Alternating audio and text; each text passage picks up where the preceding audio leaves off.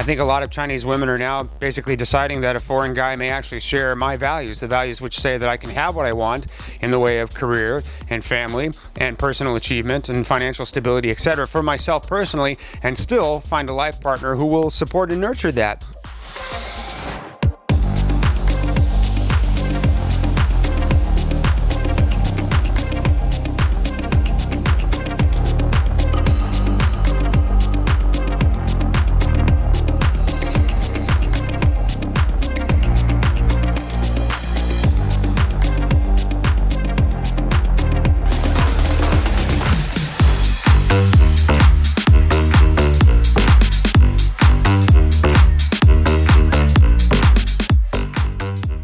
Why they're having trouble finding men in China, that's partially true. The problem is that women in China are expected to give up their careers, their roles, their goals, and go into what is essentially an arranged Chinese marriage and give up all of that career stuff, and they don't want to do that. And that's where they struggle. Very smart, talented, amazing, capable, accomplished women in China find it very difficult to find a man who's okay with them continuing that path, whereas, of course, Western men are very okay with continuing that path.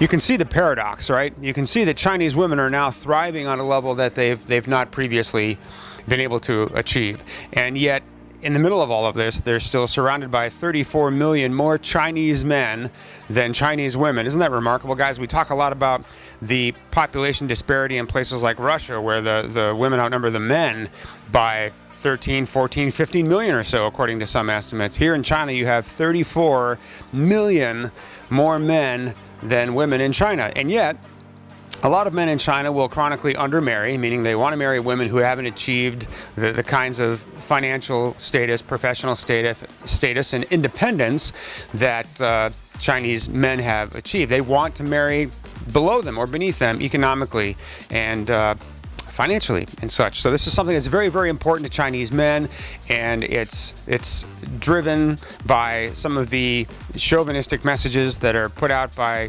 bodies of the Chinese government, which are telling women to be okay with that, and to put others before yourselves and get married, darn it, enough with career goals and independence and that kind of thing. So now what happens is you're going to have more Chinese women than ever looking at the possibility of meeting and marrying a foreign life partner. This is something before that confused a lot of Chinese women because there wasn't a tremendous amount of exposure to the West and meeting men from America, for example, foreign men in general. But now that foreign men have come to China in larger numbers than previously because of industry and opportunities and those kinds of things, because there are more expats living in China, women have gotten some exposure to Western values, and I think a lot of Chinese women are now basically deciding that a foreign guy may actually share my values, the values which say that I can have what I want in the way of career and family and personal achievement and financial stability, etc., for myself personally, and still find a life partner who will support and nurture that.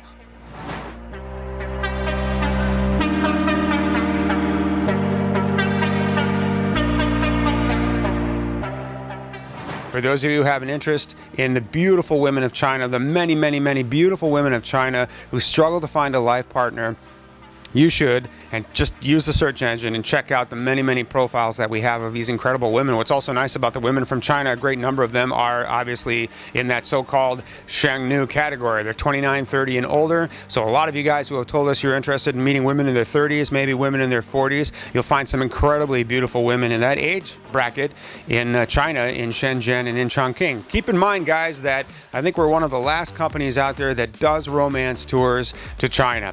We're one of the last companies that does romance tours anywhere. Do you feel like your search may be hopeless? Check out our website at AsianLovemates.com.